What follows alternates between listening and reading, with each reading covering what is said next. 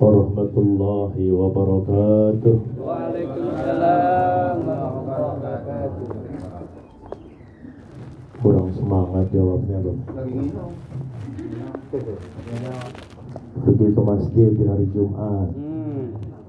Jangan lupa menggosok gigi. Kalau salam dijawab kurang semangat, kita ulangi sekali lagi.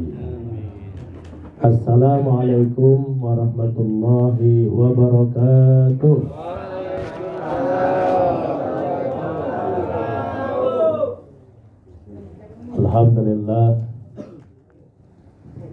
Alhamdulillahilladzi khalaqal mauta wal hayata liyabluwakum ayyukum ahsanu amala wa huwal azizul ghafur. Asyhadu an la ilaha illallah wahdahu la syarika lah wa asyhadu anna Muhammadan abduhu wa rasuluhu la nabiyya ba'da. Allahumma salli wa sallim ala sayyidina Muhammad wa ala alihi wa sahbihi ajma'in, amma ba'd. Rabbi israh li sadri wa yassir li amri wahlul 'uqdatam min lisani yafqahu qawli. Rabbana zidna ilman warzuqna fahman wa alhiqna bis salihin. Subhanaka la ilma lana illa ma 'allamtana innaka antal alimul hakim.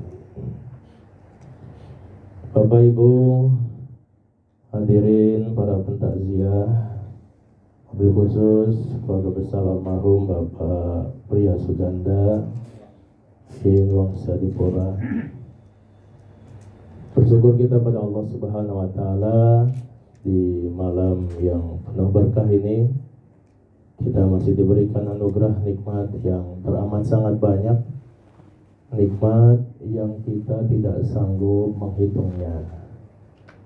Allah berfirman di dalam surat Ibrahim, a'udzubillahi minasyaitonir rajim, wa in ta'uddu ni'matallah la tuhsuha.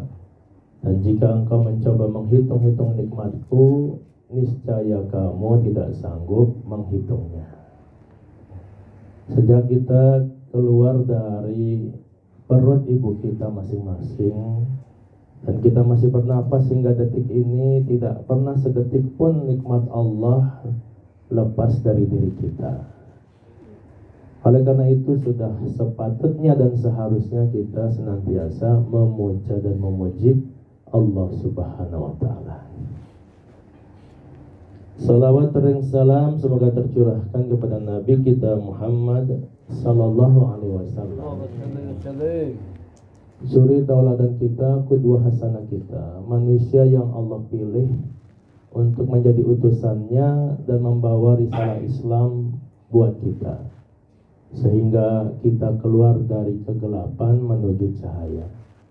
Salam juga semoga tercurahkan kepada para keluarga, sahabat, dan para pengikutnya istiqomah hingga hari kiamat.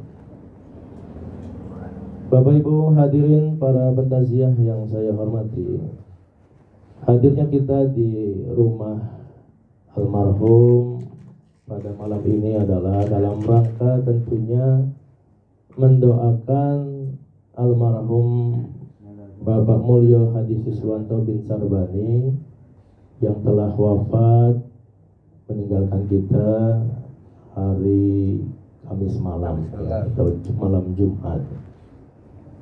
Kita berharap doa-doa kita, permohonan kita dikabulkan oleh Allah Subhanahu wa taala, yaitu Pak Mulyo Hadi Siswanto diampuni semua dosanya oleh Allah Subhanahu wa taala, diterima segala amal ibadahnya, diberi nikmat kubur di lapangan kuburnya, dan kelak dimasukkan ke dalam surganya Allah Subhanahu wa taala. Dan juga tentu kita hadir di sini dalam rangka menghibur keluarga yang ditinggalkan, keluarga yang tertimpa musibah kematian. Karena memang kematian adalah salah satu musibah yang berat di antara 5 musibah yang Allah sebutkan di dalam Al-Qur'an. La nabluwannakum bisyai'im minal khawfi wal ju'i wa naqsi minal amwali wal anfusi wat thamarat wa basyiris sabirin. Jadi kematian itu merupakan satu dari 5 ujian yang berat yang Allah berikan kepada manusia. Jadi hadirnya kita di sini untuk menghibur keluarga yang tertinggalkan, yaitu istri beliau Teh Evi dan putrinya Aurel, dan juga keluarga besar dari Pak Pria Suganda. Bapak Ibu hadirin yang saya hormati, sesungguhnya kita semua juga sedang mengantri menuju kuburan kita masing-masing. Seorang ulama besar masa tabi'in, yaitu ulama yang bertemu dengan para sahabat Nabi, Imam Hasan Al-Basri pernah berkata, "Ya ibni Adam, innaka antal ayam, kullama dhahabal yaum dhahaba ba'duka." Yang artinya adalah, wahai anak cucu Nabi Adam, sesungguhnya kalian adalah kumpulan dari hari-hari. Maka setiap satu hari telah terlewatkan, maka berlalu pula sebagian dari diri kamu. Jadi kita ini semua sesungguhnya sedang menuju kubur kita masing-masing. Setiap kita berlalu satu hari, maka jatah bagian hidup kita berlalu satu hari. Ini yang harusnya menjadi satu renungan kita, Bapak Ibu. Bahwasanya ketika kita bertambah usia, yang kemudian kita kebanyakan merayakan sebagai hari ulang tahun, tetapi sesungguh hakikatnya kita sedang berkurang jatah hidupnya. Dan setiap kita sudah ada jatah usianya. Almarhum Mas Mol ini 54 tahun jatah hidupnya. Kita berapa yang nggak tahu.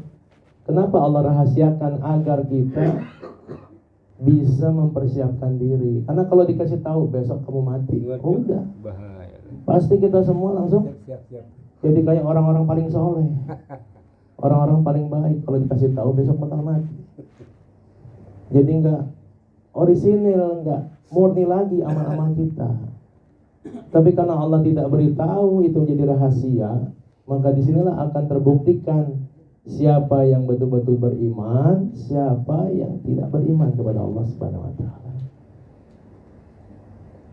Itu sebabnya ketika kita tidak diberitahu oleh Allah jatah umurnya, kita harus mempersiapkan amal sebanyak-banyaknya.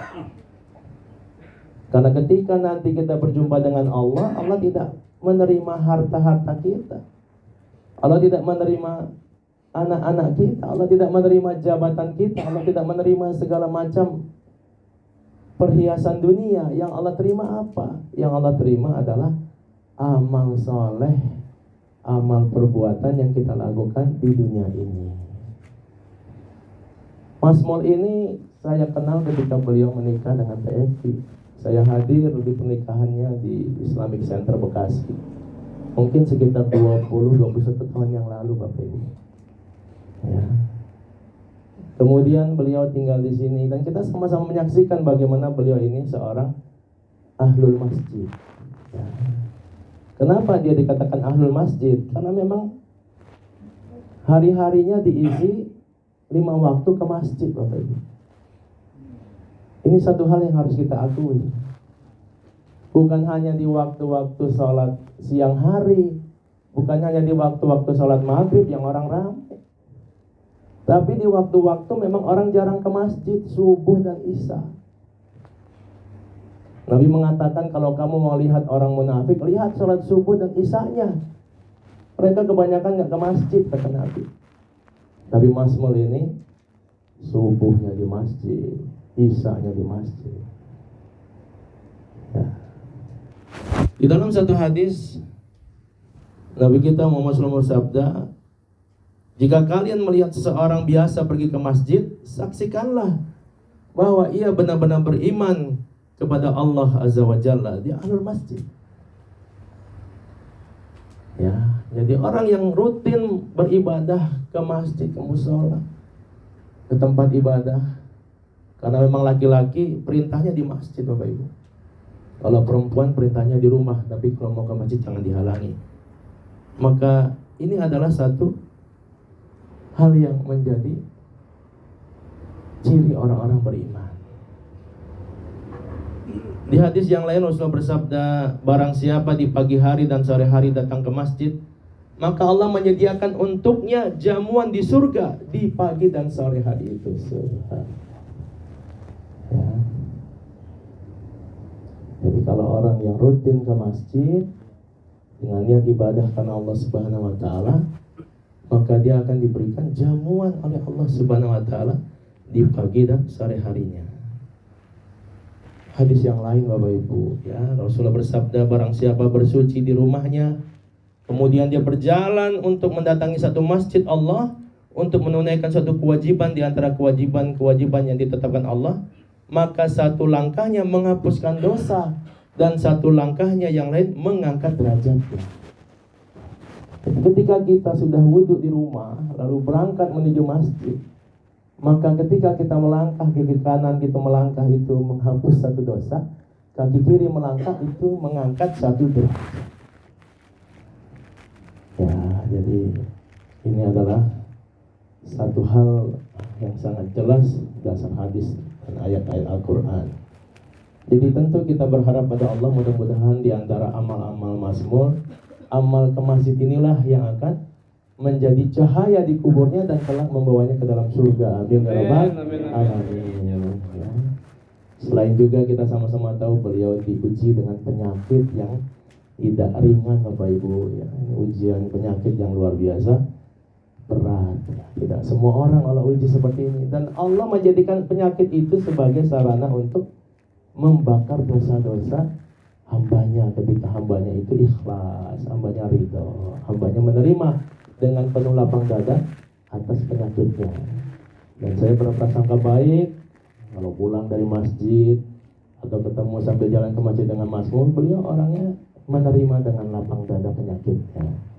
Beliau betul-betul menyadari ini adalah ujian dari Allah, dan ini akan menjadi pembakar dosa-dosanya, sehingga dengan ujian sakitnya ini beliau menghadap Allah sudah bersih, sudah tidak ada lagi dosa, sehingga kelak insya Allah Allah masukkan ke dalam surganya. Amin ya rabbal alamin. Amin, amin. Jadi tidak ada yang perlu disedihkan dengan mazmur sebenarnya. Yang disedihkan itu kita hari ini Bapak Ibu. Sedih dengan kita sudah siap belum? Kita sudah siap belum dengan amal-amal kita? Ya, jangan-jangan kita masih suka melakukan dosa dan maksiat. Jangan-jangan kita masih suka melakukan hal-hal yang dilarang oleh Allah Subhanahu wa taala. Jangan-jangan kita masih lalai atas perintah-perintah Allah Subhanahu wa taala. Ya, ke masjid aja susah betul. Padahal rumahnya dekat masjid. Ya, kalau pergi jauh-jauh ke Puncak, ya, ke Bogor, ke Semarang, ke Surabaya, bahkan sampai luar negeri bisa, tapi masjid rumah dekat nggak sampai-sampai tuh. Ya, masih nggak pernah nyampe. Nauzubillah min dzalik, hati-hati Bapak Ibu. Kalau sampai seperti itu, wah, ini tanda iman kita bermasalah. Dan kalau pada saat itu dicabut ruhnya oleh Allah, apa yang akan terjadi di alam kubur dan di akhirat nanti? Allah berfirman, man amila salihan fali nafsih wa man asa'a fa 'alaiha tsumma ila rabbika turja'un. Siapa yang melakukan amal soleh maka untuk dirinya sendiri, dan siapa yang melakukan amal keburukan maka dampak buruknya kembali ke dirinya. Kemudian semuanya akan dikembalikan kepada Allah. Jadi kita ini beramal soleh bukan buat orang lain, bersusah-susah, bersakit-sakit dengan amal soleh, itu bukan buat orang lain, buat diri sendiri kok. Tapi kalau malas, kalau sukanya maksiat, maka dampaknya siap-siap aja. Siap-siap Bapak Ibu.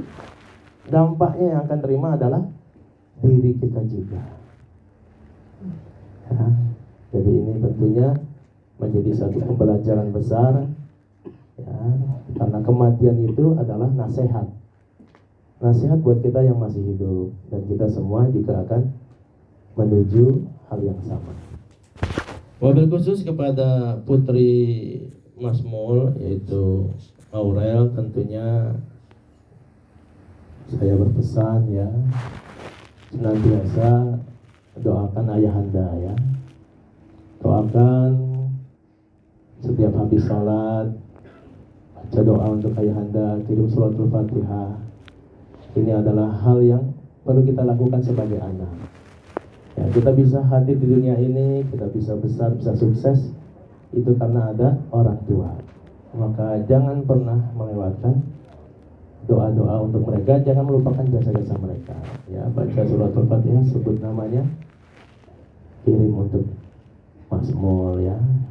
Yang pertama itu. Yang kedua, kalau memang ada hutang piutang dari Masmul yang belum tertunaikan, kalau kita ada harta untuk membayar, bayarkan.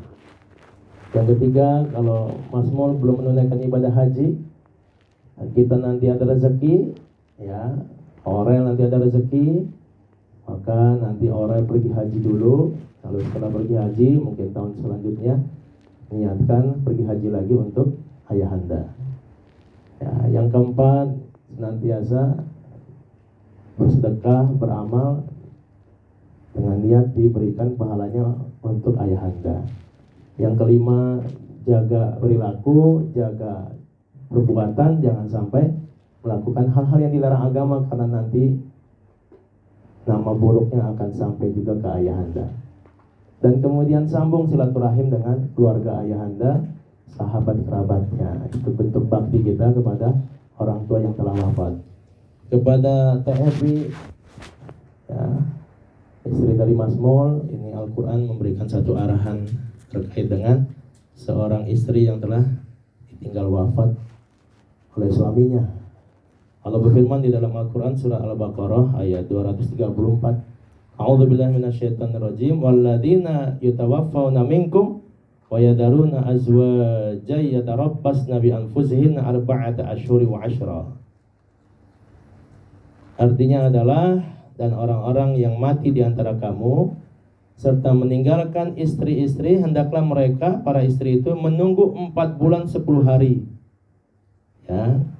Kemudian apabila telah lewat akhir iddah mereka, maka tidak ada dosa mengenai bagimu apa yang mereka lakukan terhadap diri mereka menurut cara yang patut, dan Allah Maha mengetahui apa yang kamu perbuat. Ya, jadi di dalam surat Al-Baqarah ayat 234 ini, bagi para istri yang ditinggal suami karena wafat, maka dia harus melakukan masa iddah, masa berkabung. Berapa hari? 130 hari atau 4 bulan 10 hari. Ya, ini masa iddah. Apa saja yang harus dilakukan? Ya, yang harus dilakukan adalah tinggal di rumah. Tidak keluar rumah kecuali mendesak. Kecuali ada hal-hal yang memang tidak bisa, tidak harus keluar. Tapi kalau tidak urusan penting dan mendesak, maka selama 4 bulan 10 hari dia di rumah. Yang kedua, melakukan ihdad. Apa itu ihdad? Ihdad itu tidak bersolek. Tidak bersolek, tidak memakai wangi-wangian, tidak pakai gincu, tidak memakai pakaian yang mencolok, tidak memakai hal-hal yang menarik perhatian laki-laki. Ya.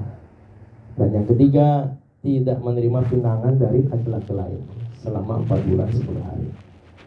Nah, ini adalah hukumnya wajib. Ya, sebagaimana sabda Rasulullah SAW ketika Fatimah bin Qais, ya, telah ditalak suaminya, maka beriddahlah kamu di rumah Ibnu Ummi Maktum.